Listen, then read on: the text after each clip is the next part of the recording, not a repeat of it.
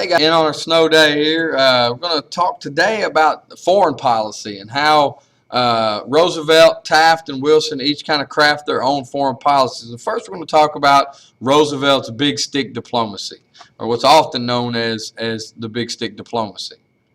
So by virtue of the Spanish-American War, the United States had secured a pretty extensive empire in Latin America. So President McKinley soon sets up a military government in Cuba, which has become a new territory of the United States.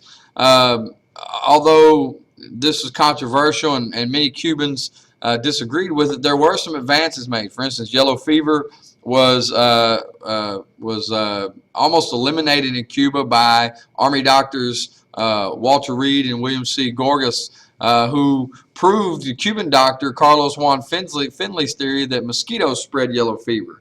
So as a result, they eliminated standing water, and within 6 months in the capital city of Havana, yellow fever was nearly eliminated.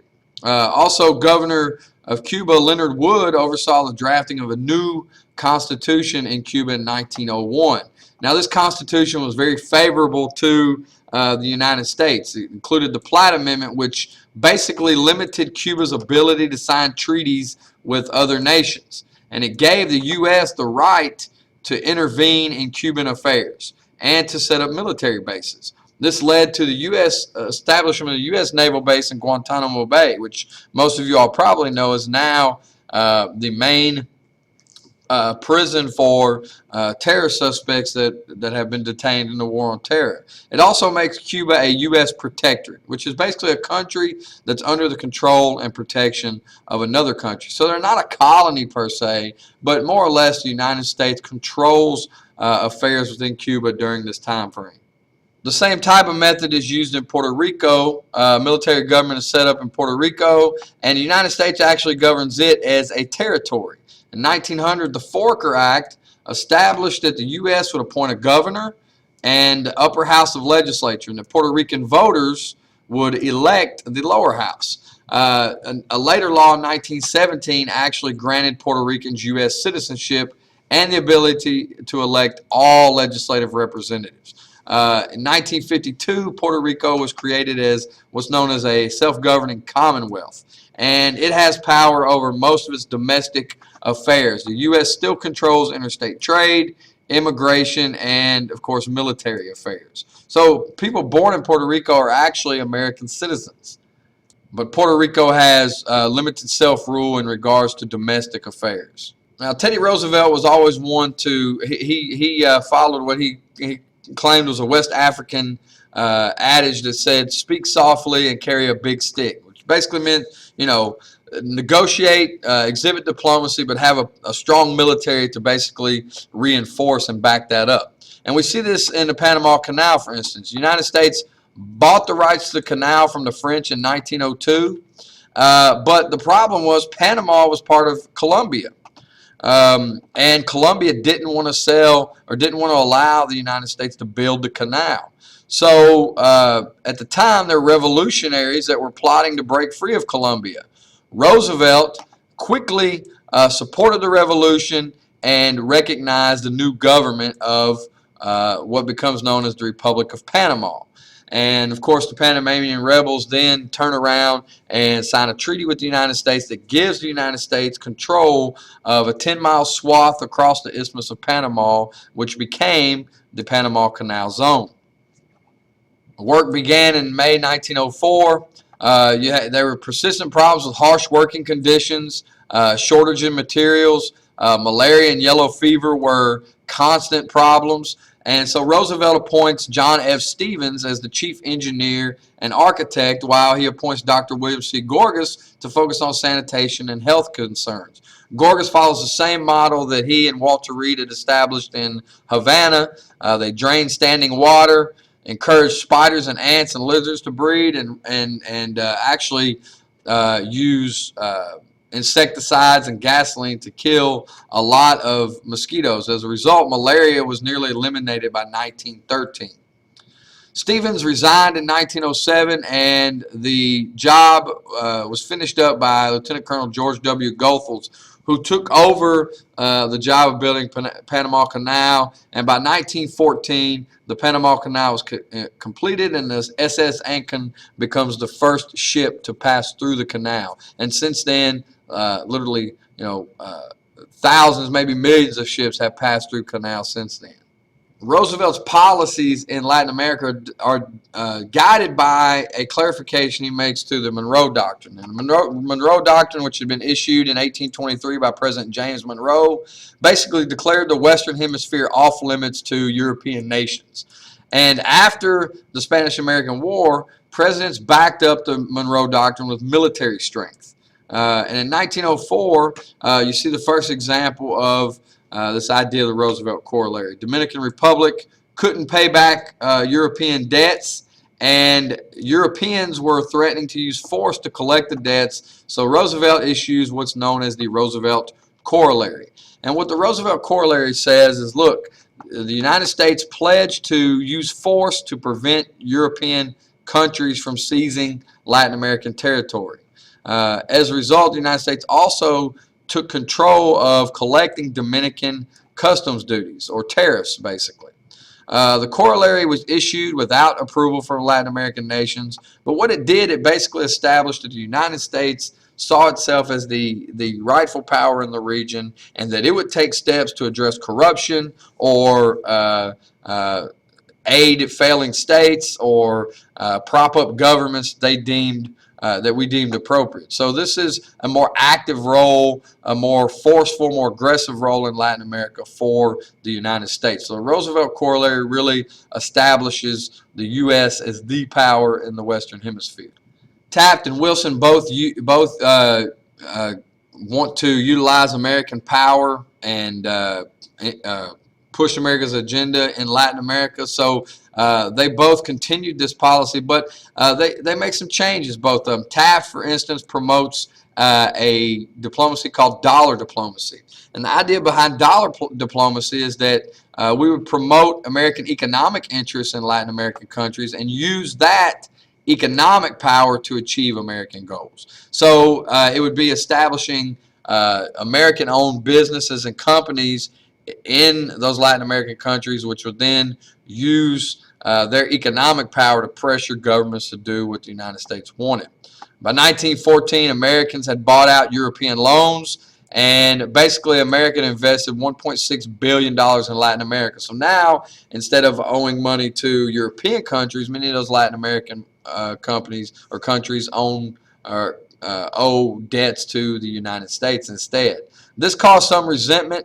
And in 1912, President Taft did have to send troops to stop an uprising against authorities. Wilson continues to put American pressure in Latin America, but he favors what he calls moral diplomacy. And this is the idea of using persuasion and American ideals to advance the nation's interests in other countries.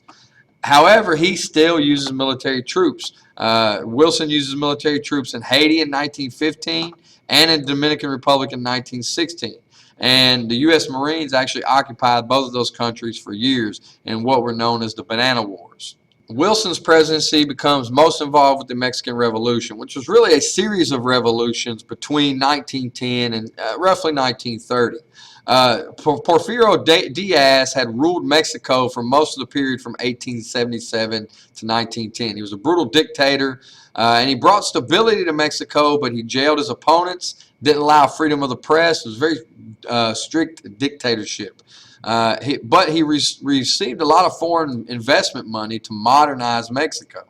However, most Mexicans didn't benefit from this modernization or from the influx of cash into their country. So they were obviously not happy with the situation. So in 1910, Diaz, under pressure, decides to hold elections. When it becomes apparent that his opponent, Francisco Madero, is very popular, he had him arrested. He also controlled the election of the ballots, and when the ballots were counted, Madero had fewer than 200 votes. It was obvious that there was foul play, and when Madero was released from jail September 1910, he flees to Texas. Once in Texas, he declares himself the actual Mexican president and calls for revolution. When he returns to Mexico in November, he finds that there are a solid group of rebels ready that are already active. And the two most famous were Emiliano Zapata in southern Mexico, who seized land by force, and he favored land reform, or return of land to native people or people of native heritage. In the north, you had Francisco Pancho Villa and Pascual Orozco. Villa being the most famous of the two, who led a revolt against Diaz. So the rebellion spreads in the north and the south, and eventually, in May 1911, Diaz is forced to resign and he flees to France. In November 1911, Madero is elected president of Mexico and tries to begin the work of establishing a democratic government. However, he was overthrown and executed by one of the revolutionaries, Victoriano Huerta, in 1913. As a result, you have another revolution begin, a rebellion begin to overthrow Huerta. Most European nations recognized Huerta's government. The U.S., however, did not. And in fact, 1914, President Wilson authorized the sale of weapons to the revolutionaries fighting against Huerta. And this causes a lot of tension between the Huerta government and obviously the United States. In April 9, 1914, 9 U.S. soldiers were arrested in what's known as the Tampico incident. They were quickly released by soldiers, and Mexican officials also apologized. However, the admiral in this case didn't feel that was enough. They demanded a formal apology and a salute to the American flag, which Huerta obviously refused. Congress approved military force, and President Wilson sends military forces to Mexico. Now, at the same time, the Germans sent a shipload of weapons for the Huerta government, which was headed to the Mexican port city of Veracruz. Wilson orders U.S. Navy to seize Veracruz, and 17 Americans and 300 Mexicans died during the Battle of Veracruz. And the city was occupied by U.S. troops for the next 6 months. War was narrowly avoided by mediation by Argentina, Brazil, and Chile. Huerta struggled to stay in power. Pressure mounts against him within Mexico and beyond, and he wound up resigning and fleeing to Spain in July of the same year.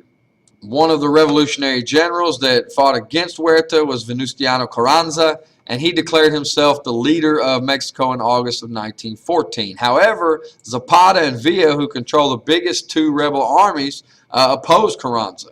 However, Wilson had thrown his support behind the Carranza government, and as a result, Villa, who was also a bandit and a raider, led hundreds of troops to New Mexico, striking the small town of Columbus. The town was attacked, burned by Villa's troops, and 17 Americans were killed. And it marked the first armed invasion of the United States since the War of 1812. As a result, Wilson orders General John J. Pershing, nicknamed Black Jack Pershing, to lead more than 10,000 troops in Mexico to find and capture Villa. As a result, they searched for almost a year, but were unable to capture him, to find him. Search was eventually called off and troops taken out of Mexico. However, relations between Mexico and the United States were still strained, because even though Villa was an enemy of Carranza, Carranza still wasn't happy about U.S. troops running around northern Mexico. So in February 1917, Carranza creates a new constitution. However, fighting continues until 1920, and many Mexicans begin to immigrate to the United States to find a more stable way of life. So you start to have this influx of Mexican immigration during the 1920s as a result of the Mexican Revolution. So as we see, the United States, even though Roosevelt,